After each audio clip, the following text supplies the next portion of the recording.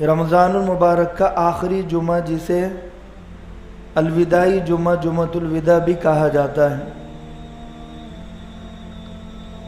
سامنے آ جاؤ. بہت لوگوں نے الگ الگ رسمیں اس میں بنائی ہوئی ہے، طرح طرح کی نمازیں، لیکن ایسا کچھ نہیں ہے.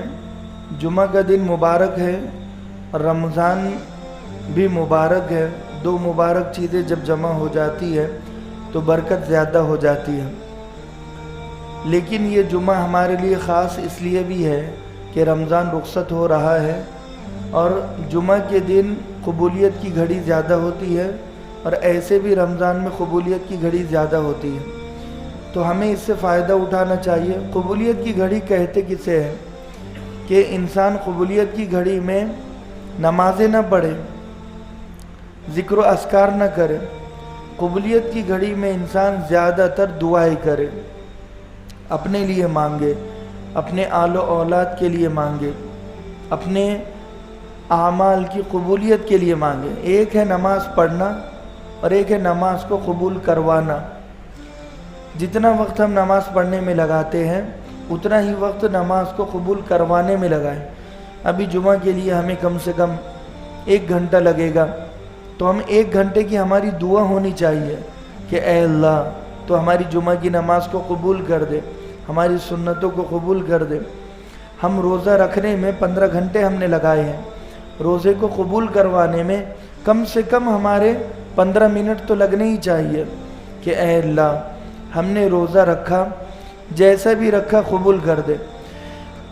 روزے میں کمی بیشی ہوئی ہوگی، چغلی، غیبت، جھوٹ، دھوکے بازی، مکاری، عیاری ہوئی ہوگی. جیسے آداب کے ساتھ روزہ رکھنا چاہیے ویسے آداب کے ساتھ ہم نے روزہ نہیں رکھا،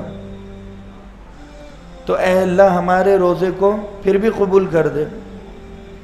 روایتوں میں ہے کہ عرش کے سائے میں جو 7 لوگ رہیں گے، تھوڑا آپ بھی آگے آ جاؤ.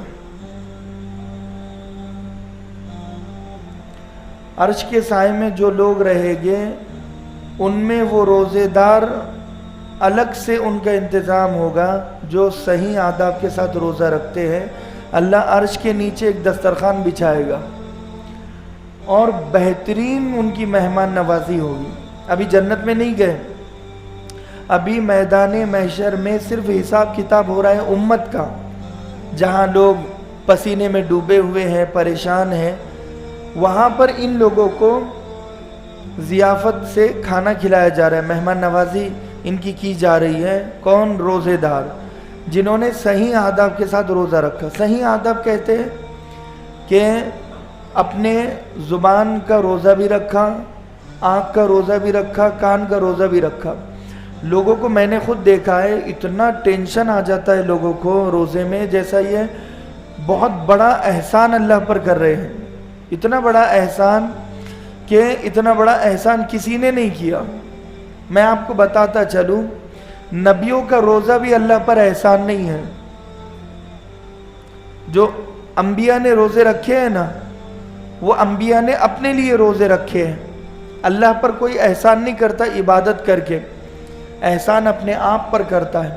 لیکن ہمارا جو لہجہ، جو طرز ہے، جو اسٹائل ہے، اور جو ہمارا مطلب کہ ایک انداز ہے، ایسا ہے کہ جیسے ہم احسان کر رہے ہیں.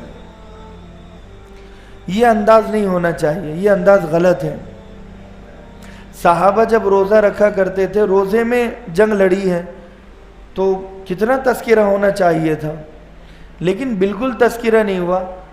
زیادہ بڑی بات نہیں، روزے میں ہمیں جنگ نہیں لڑنا ہے، روزے میں ہمیں صرف افطاری خریدنا ہے. تو گھر میں جھگڑے ہو جاتے ہیں. 2-4 بھائی ہے تو بھائی تو افطاری لائے گا، تو لائے گا، تو لائے گا، جھگڑے ہو گئے. یہاں جنگ بدر قائم ہو گئی. افطاری کون خریدے گا؟ کیونکہ روزہ ہے. عورتوں کی بھی جنگ چلتی ہے، سالن کون بنائے گا، سموسے کون بنائے گا، چاول کون بنائے گا. یہ انداز ہمارا غلط ہے. روزہ سزا نہیں ہے، روزہ جزا ہے.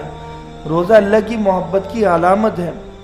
وہ بھوک اور وہ پیاس، وہ ہونٹ کا سوکھ جانا، وہ حلق کا سوکھ جانا،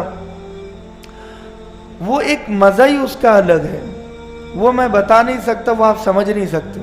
وہ سمجھ میں کب آئے گا؟ جب رمضان ختم ہو جائے گا نا، اور جب ہمارے اوپر پابندی نہیں رہے گی کھانے پینے کی، موج کرو، جو کھانا ہے کھاؤ، جو پینا ہے پیو، 24 گھنٹے 24/7 کھاؤ پیو۔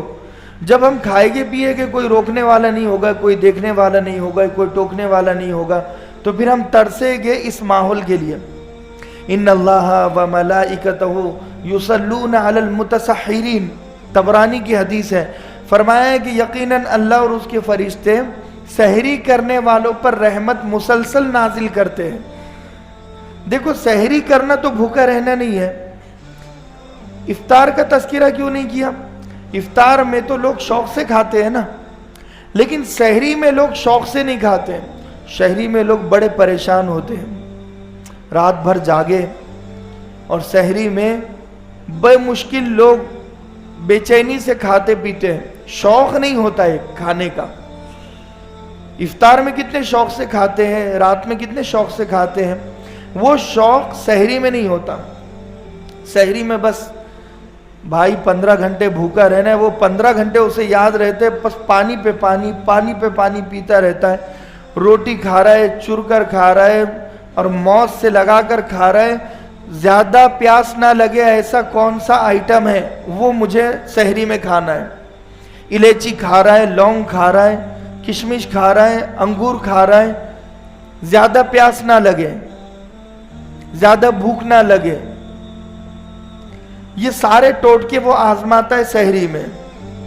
تو شوق سے آزما رہے ہیں؟ نہیں بھائی، جب تجھے پیاس اور بھوک سے ڈر لگتا ہے تو پھر سحری کیوں کی تم نے، روزہ ہی کیوں رکھا تم نے؟ تو اللہ نے فضیلت بڑھانے کے لیے کہ تسحروا فإن فی السحور برکہ، سحری کرو، سحری میں اللہ نے تمہارے لیے برکت کو چھپا کر رکھا ہے۔ لوگ سحری پر دھیان نہیں دیتے، سحری ایسے ہی کر لیتے ہیں۔ اللہ کے نبی صلی اللہ علیہ وسلم جب سحری کیا کرتے تھے تو تہجد کی کچھ رکعت سحری سے پہلے پڑھی اور کچھ رکعت سحری کے بعد پڑھی، اور تہجد کو سحری کو تہجد کے بیچ میں رکھا۔ اللہ کے نبی صلی اللہ علیہ وسلم کبھی ستو کھاتے پھاکتے اور کبھی کھجور کھاتے، مختصر سی سحری ہوتی تھی آپ کی۔ تو بات لمبی ہو گئی، لیکن اتنا بتاتا چلوں کہ یہ ماحول کو ہم بڑا مس کریں گے اور بڑا یاد کریں گے کہ اے اللہ سحری افطار کتنا اچھا لگتا تھا، لیکن وہ رخصت ہو رہا ہے۔ تو قدر کر لیں، صرف 3 دن بچے ہوئے ہیں، زیادہ سے زیادہ 3 یا 4 دن، اس سے زیادہ نہیں بچے ہوئے ہیں۔ تو سحری بھی کرے پورے شوق سے، محبت سے، افطار بھی کرے، پورا روزہ رکھے، پوری تراویح پڑھے اور پوری عبادتیں کرے، چاہے کوئی دیکھے یا نہ دیکھے۔ اور ایک طاق رات ہمارے پاس بچی ہوئی ہے، لیلۃ الجائزہ بھی بچی ہوئی ہے، عید کی رات جسے کہتے ہیں، اور عید کا پورا دن، یہ پورا ہمارے پاس ہتھیار بچے ہوئے ہیں اپنے آپ کو بخشوانے کے۔ جتنے جلدی ہم بخشوائیں گے اتنا بہتر، ورنہ